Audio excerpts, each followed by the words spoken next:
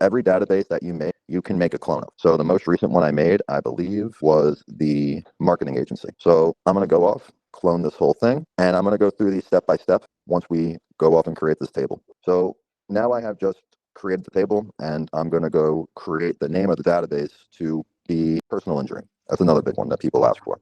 The price per lead, right now, unless you are uploading your own data, which you can have the ability to on a separate plan, the price per lead, we leave it a penny, but anyone can upload their own data and charge what they want for it. When you're building the database, you have the full ability to go off and customize not just the name, but you can control how they can search the actual field. So if you know what Snowflake is, it's similar to that. You guys don't have to do this. This is what we have paid services we can do. But if you wanted to learn how to do it, you do have the capability of doing it without us.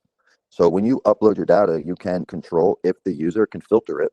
And you can also, by filter, what I mean is, can the user, do they have this field available? For instance, you probably don't want first name, last name, direct phone number, mobile phone number available.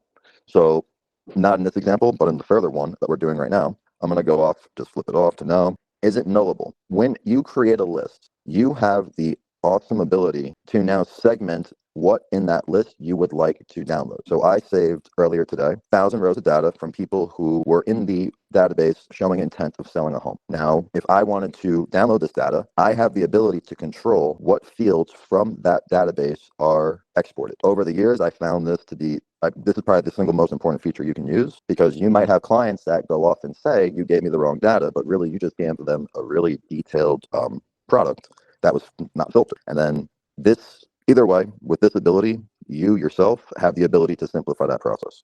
So some users might come to you, not because they want a phone number or an email list. It's possible they come because they only want the Shade 256. So if you were doing a Facebook audience, you would have the ability to just select a few fields. So I'll do personal, not business. And then we go back to the top. We can find the first name, last name. Let's go through that. So I think it's just first name, last name you need, right? So let's put all different emails in. There it is, personal email one, personal phone.